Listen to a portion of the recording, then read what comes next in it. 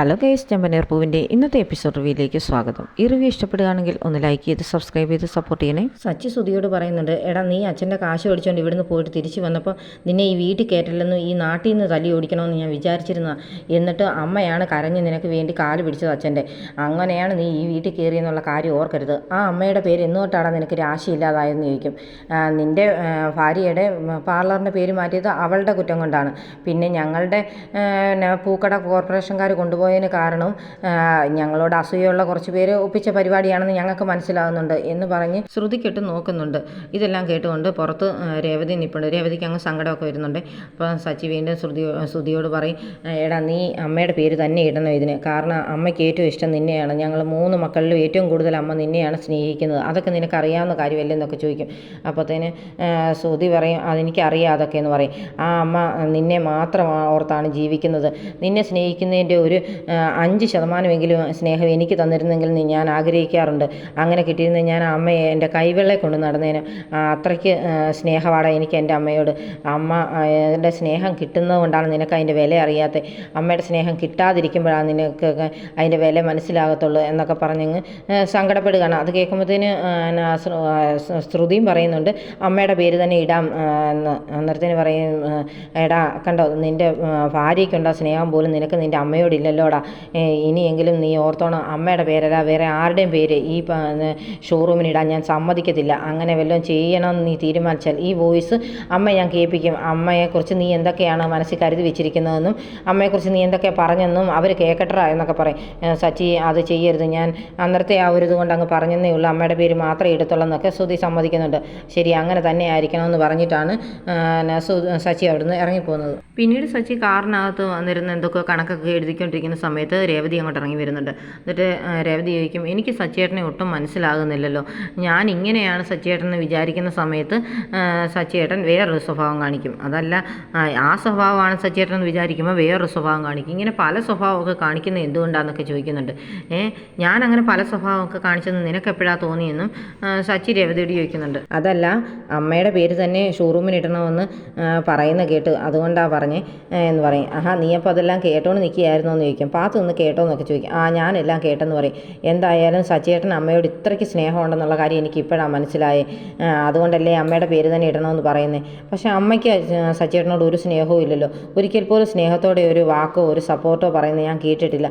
സ്നേഹത്തോടെ ഒരു നോട്ടം പോലും അമ്മയുടെ ഭാഗത്തുനിന്ന് ഉണ്ടാകുന്നില്ല. സച്ചിയേട്ടനാണെങ്കിൽ അമ്മയെ ഒരുപാട് സ്നേഹമാണ്. അതിനൊക്കെ കാരണം എന്താ? നിങ്ങളുടെ തമ്മിലിടയിൽ എന്താ സംഭവം നടന്നെന്ന് ചോദിക്കും. ഒന്നും നടന്നിട്ടില്ല എന്നൊക്കെ സച്ചി പറയുന്നുണ്ട്. അല്ല, എന്തോ ഉണ്ട്. നാളെ മുത്തശ്ശിയുടെ വീട്ടിൽ പോയപ്പോൾ സമയത്തും അവിടെ വെച്ച് നിങ്ങൾ എന്ത് സ്നേഹത്തോടെ അമ്മയുടെ കാര്യങ്ങളൊക്കെ സംസാരിച്ച് അന്ന് എനിക്ക് മനസ്സിലായതാ എന്തോ കാര്യം നിങ്ങൾക്കിടയിൽ നടന്നിട്ടുണ്ടെന്ന്. അതെന്താണെന്ന് എന്നോട് പറഞ്ഞുകൂടെ എന്നൊക്കെ ചോദിക്കും. അങ്ങനെയുള്ള സംഭവങ്ങളൊന്നുമില്ല, എന്നോ ഒരു സ്വപ്നത്തിൽ നടന്ന പോലെ ചില കാര്യങ്ങളൊക്കെ നടന്നിരുന്നു എന്ന് പറയും. എന്തായാലും അത് എന്നോട് പറഞ്ഞുകൂടെ എന്ന് രേവതി ചോദിക്കുന്നുണ്ട്. അങ്ങനെയൊന്നും ഇല്ല രേവതി, എനിക്ക് ഒന്നും പറയാനില്ലെന്ന് പറയും. എന്നാൽ എന്നെ ഭാര്യയായിട്ട് കരുതുന്നില്ലാത്തതുകൊണ്ട് മാത്രമല്ലേ അങ്ങനെയൊക്കെ പറയാതിരിക്കുമെന്ന് ചോദിക്കും. എനിക്ക് അങ്ങനെയൊന്നും ഇല്ല, നീ എനിക്കൊരു ചായ എടുത്തുകൊണ്ട് പോകാൻ, എനിക്ക് ഭയങ്കരമായിട്ട് തലവേദന എടുക്കുമെന്ന് പറയും. ഈ കാര്യം പറയാതിരിക്കാൻ വേണ്ടി ഒഴിഞ്ഞു മാറുകയല്ലേ സച്ചിയേട്ടൻ ചെയ്യുന്നത്, എന്നാൽ പിന്നെ പറയുകയേ വേണ്ട എന്നൊക്കെ പറഞ്ഞ് രേവതി അങ്ങ് പിണങ്ങി കയറി അങ്ങ് പോവുകയാണ്. ശ്രീകാന്ത് കിടക്കാനായിട്ട് റൂമിലേക്ക് വരുന്ന സമയത്ത് വർഷ ശ്രീകാന്തിൻ്റെ മുണ്ടും ടീഷർട്ടും ഒക്കെ ഇട്ട് ഉടുത്തിട്ട് കിടന്ന് ഭയങ്കരമായ ഡാൻസാണ്. അന്നേരത്തേന് ശ്രീകാന്ത് ചോദിക്കുന്നുണ്ട്, എന്താ വർഷ ഈ കാണിക്കുന്നതൊക്കെ. പക്ഷേ വർഷ ശ്രദ്ധിക്കുന്നേ ഇല്ല, പാട്ട് വെച്ച് ഭയങ്കര ഡാൻസാണ്. അന്നേരം ശ്രീകാന്ത് എന്നാൽ പാട്ടങ്ങ് നിർത്തുന്നുണ്ട്. അപ്പം വർഷ ചോദിക്കും, എന്താ ശ്രീകാന്ത് ഇങ്ങനെ ചെയ്ത്, എനിക്ക് ഡാൻസ് കളിക്കേണ്ടത്, നീ എന്താ ഈ ഡ്രസ്സൊക്കെ ഇട്ടിരിക്കുന്നത്, എൻ്റെ ഡ്രസ്സ് എന്തിനാണ് എടുത്തിട്ടെന്ന് ചോദിക്കും. എനിക്ക് ശ്രീകാന്തിൻ്റെ ഡ്രസ്സ് ഇട്ടപ്പം ഒരുപാട് ഇഷ്ടപ്പെട്ടു, അതുകൊണ്ട് ഞാൻ അങ്ങ് ഇട്ടെന്ന് പറഞ്ഞിട്ട് ശ്രീകാന്തിനെ വലിച്ച് കട്ടിലിടുന്നുണ്ട്. എന്നിട്ട് പറയും, എനിക്ക് നിന്നോട് ഒരുപാട് സ്നേഹം തോന്നി, അപ്പം നീ എൻ്റെ കൂടെ എപ്പോഴും ഉണ്ടെന്ന് തോന്നാനായിട്ടാണ് ഞാൻ നിൻ്റെ ഡ്രസ്സ് എടുത്തിട്ടെന്ന് പറയും. അതിന് വേണ്ടി നിനക്ക് എൻ്റെ ഡ്രസ്സ് എടുക്കേണ്ട ആവശ്യമുണ്ടോ, നിനക്ക് ഇത്രയും ഡ്രസ്സ് ഈ വാർഡ്രോബിൽ മേടിച്ച് വെച്ചിരിക്കുന്നത് അതിന് വേണ്ടിയാണോ എന്നൊക്കെ ചോദിക്കുന്നുണ്ട്.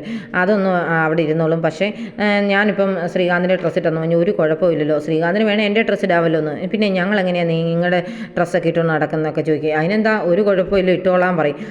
എന്നിട്ട് പറയും, എനിക്ക് നിന്നോട് ഒരുപാട് സ്നേഹമുള്ളതുകൊണ്ട് ഞാൻ നിൻ്റെ ഡ്രസ്സ് ഇട്ടു, അതുപോലെ തന്നെ നിനക്ക് എന്നോട് സ്നേഹം ഉണ്ടെന്ന് അറിയിക്കാനായിട്ട് ഞാൻ എടുത്തു തരുന്ന ഡ്രസ്സ് ഇടണമെന്ന് പറഞ്ഞ് ഒരു നൈറ്റി എടുത്തുകൊണ്ട് കൈ കൊടുക്കുകയാണ്. ഞാൻ ഇതിടാനോ എന്നൊക്കെ ചോദിക്കുന്നുണ്ട് ശ്രീകാന്ത്. അതെ, നിനക്ക് എന്നോട് ഒരുപാട് ഇഷ്ടമുണ്ടെങ്കിൽ മാത്രം നീ ഇതിടാൻ പറയും. അങ്ങനെ ശ്രീകാന്ത് അത് ഇട്ടുകൊണ്ട് വരുന്നുണ്ട് കേട്ടോ. അപ്പോൾ ഒരുപാട് സന്തോഷമാകുന്നുണ്ട് വർഷയ്ക്ക്. എന്നിട്ട് പറയും, എന്തായാലും ഇത് നിനക്ക് നന്നായിട്ട് ചേരുന്നുണ്ട്, നീ ഈ ഡ്രസ്സ് ഇട്ടുകൊണ്ട് എനിക്ക് പോയി ഒരു ചായ എടുത്തുകൊണ്ട് വരാൻ പറയും. ഞാനോ പോയി ചായ ഇടാനോ എന്നൊക്കെ ചോദിക്കും. ആരെല്ലാം കാണുകയില്ലേ നിൽക്കും. ഈ സമയത്തൊന്നും ആരുമില്ല, എല്ലാവരും കിടന്ന് ഉറക്കമല്ലേ എന്ന് ചോദിക്കും. എന്നാൽ പോയി എടുത്തുകൊണ്ട് വരാൻ പറഞ്ഞ് ശ്രീകാന്തിനെ പറഞ്ഞു വിടുന്നുണ്ട്. ശ്രീകാന്ത് നൈറ്റ് ഇട്ടുകൊണ്ടാണ് അടുക്കളയിലേക്ക് പോകുന്നത്. അത് വർഷം നോക്കി നിന്ന് ചിരിക്കുന്നൊക്കെ ഉണ്ട്.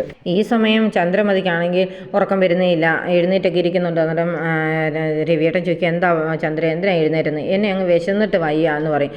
ഈ പ്രായത്തിൽ ഇങ്ങനെ വിശക്കുന്നൊന്നും നല്ലതല്ല. ചെറിയ പ്രായത്തിലാണെങ്കിൽ ആരോഗ്യമുള്ളതുകൊണ്ടാണ് വിശക്കെന്ന് വിചാരിക്കുക. ഇപ്പോൾ ഈ പ്രായത്തിൽ നിനക്ക് ഇങ്ങനെ വിശന്നാൽ എങ്ങനെയാണ് ശരിയാണെന്നൊക്കെ ചോദിക്കും. നീ ചപ്പാത്തിയൊക്കെ കഴിച്ചതല്ലേ എന്ന് ചോദിക്കും. കഴിച്ചതാണ്, പക്ഷേ എന്നെ ഇപ്പം വിശക്കുന്നതെന്ന് പറയും.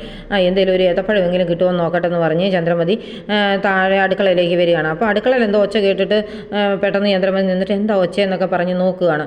നോക്കുമ്പോഴത്തേന് ആരോ നൈറ്റിയൊക്കെ ഇട്ട് നിന്ന് ഇങ്ങനെ ചായ ഇടുന്നത് കാണിക്കുന്നുണ്ട്. ശ്രീകാന്താണല്ലോ, പക്ഷേ ഇത് ചന്ദ്രമതിക്ക് അറിയത്തില്ല. അതുകൊണ്ട് ചന്ദ്രമതി ഇങ്ങനെ പേടിച്ച് നോക്കി നിൽക്കുന്നതും കാണിച്ചുകൊണ്ടാണ് ഇന്നത്തെ എപ്പിസോഡ് അവസാനിക്കുന്നത്.